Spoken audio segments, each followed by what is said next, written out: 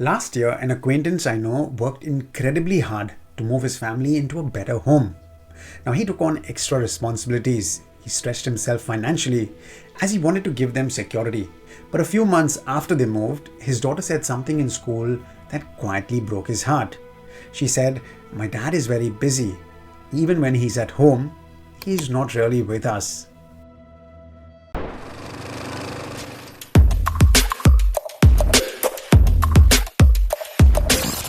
Hello and welcome back to the channel. I'm Ashford. Let's call this acquaintance of mine Michael.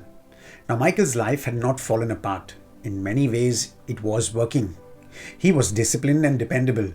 He was doing what he believed a good father and a husband should do.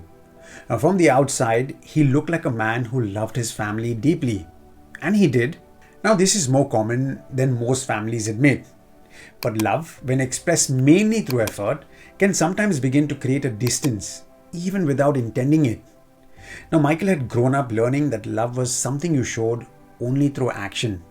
You showed it by sacrificing comfort, by carrying responsibility without complaining, by making sure the people you cared about never had to worry. And somewhere along the way, this became the only language of love he knew. For many years, that shaped the way he lived. But slowly, something inside the house began to change. Not arguments or not dramatic conflict, but something much quieter. At first, his children stopped sharing their daily small stories with him. His wife started making decisions without automatically involving him. Now, what that resulted is family evenings became more efficient, but were not always warm. Everyone respected him, everyone appreciated what he was doing, but fewer people truly felt close to him. Now, this is a hidden tension in many modern lives, especially among those who take their responsibilities very seriously, those who feel called to build stability and provide safety for the people they love. Providing is important, responsibilities matter, but when providing becomes the primary language of love, connections can begin to weaken.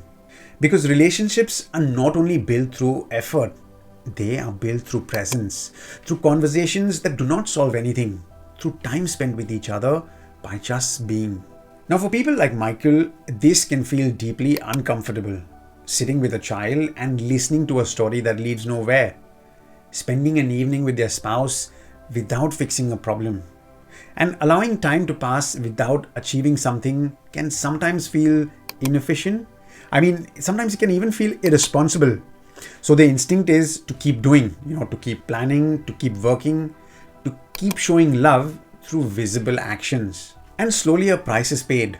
You build a secure life for the people you love, but slowly realize you are not fully living inside it with them.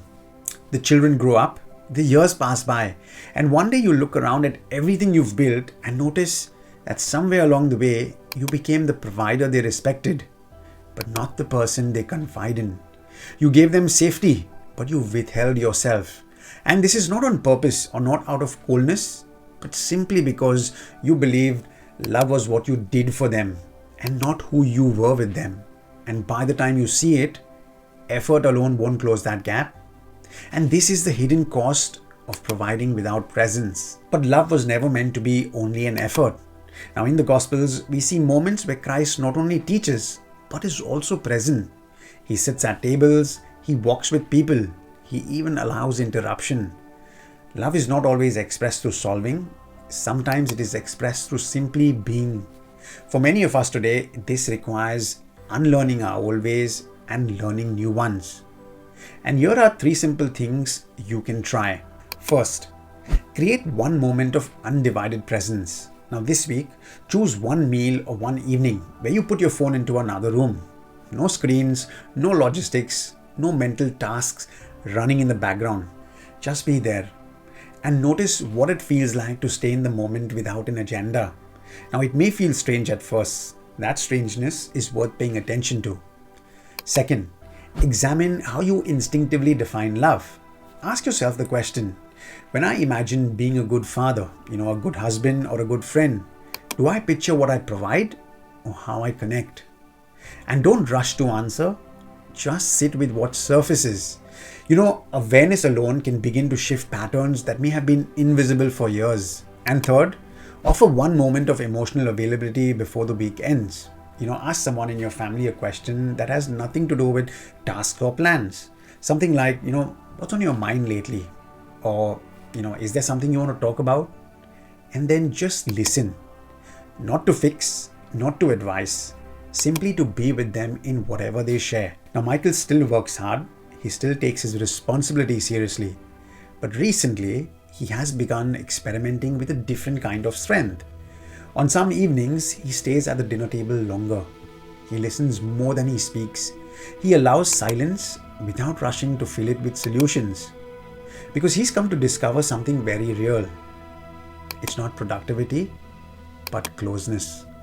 So if you are someone who shows love mainly through providing, perhaps the next step is not to do less. Maybe it is simply to be fully present in what you've already built. And if you know someone who shows their love only through actions, perhaps share this video with them. I'll see you in the next one. Until then, cheers and God bless.